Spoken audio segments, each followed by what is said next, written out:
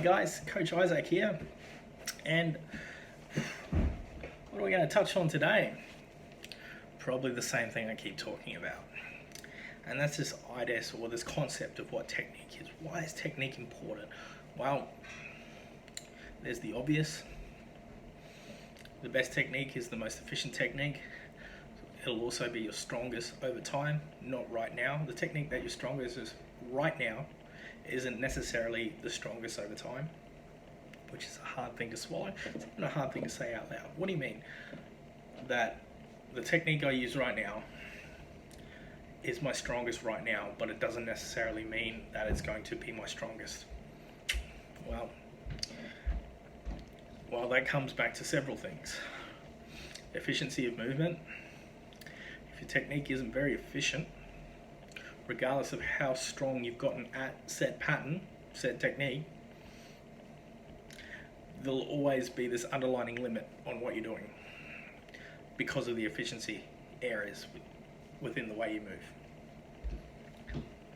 There's also the idea that just because you're strong or don't have the best technique in one lift but are strong, doesn't lifting and all this technique in one lift, what am I trying to say? Technique in one lift, it doesn't exist in a vacuum. And what I mean by that is, a perfect example is there's a ton of people on the internet that will tell you pulling with a rounded back is fine and say all this silly stuff like technique doesn't matter, or I'm strong that way, that's just how I am strong. That's the classic one. That's just the way I'm strong, so that's why I lift that way. Which touches on something I've been talking about earlier about people lying to themselves just to justify what they're doing. Now, it also goes back to the idea if you don't know what you don't know. So if, say, you had a coach and he's taught you to pull, not be too concerned with a rounded upper back, which was one of my first experiences actually. And then they have all this like somewhat logical justification for why. But once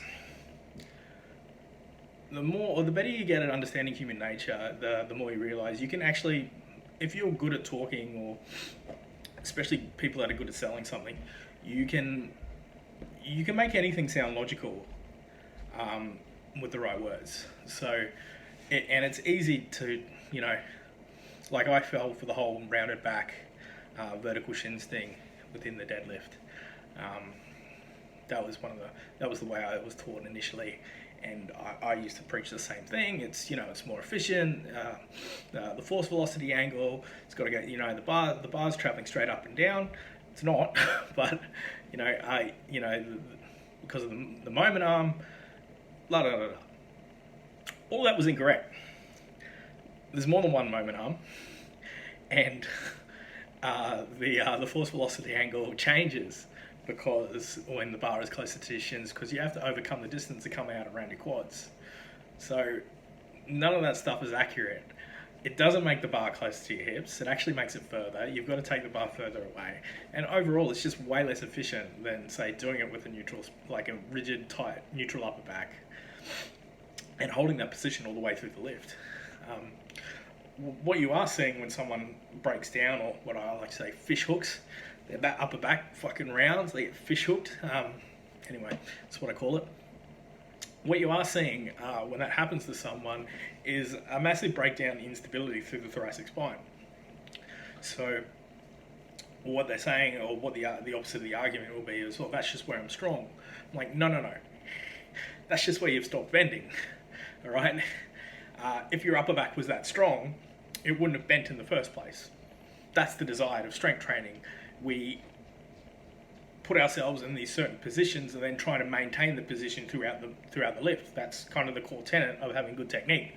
So having a collapse within the breakdown or within the system is, by definition, a fault in technique. So once you get into the basics understanding of what the principles are around the lift and in the deadlift, it's pretty simple. Can you maintain a rigid upper back? Can you maintain a rigid torso? The two are connected. You can't have one without the other.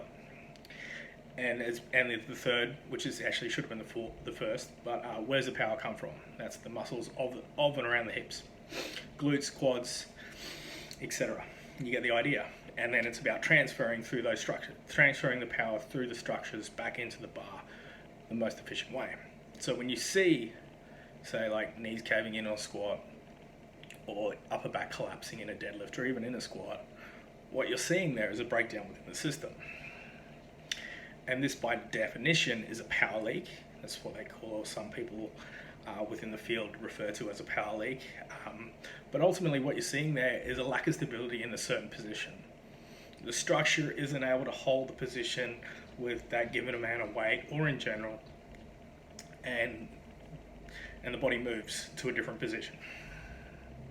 Now, yes, you can make that position stronger, but ultimately, that's just not where you're going to be the most efficient in the long run, which is, by the definition, just because you're strong there now doesn't necessarily mean that's your strongest position. So that's my little wrap up on my brain dump today. Sorry if it was a little scattered, man. I got myself a new seat, a new box, and we're just trialing some things. So I'll see you guys in the next one.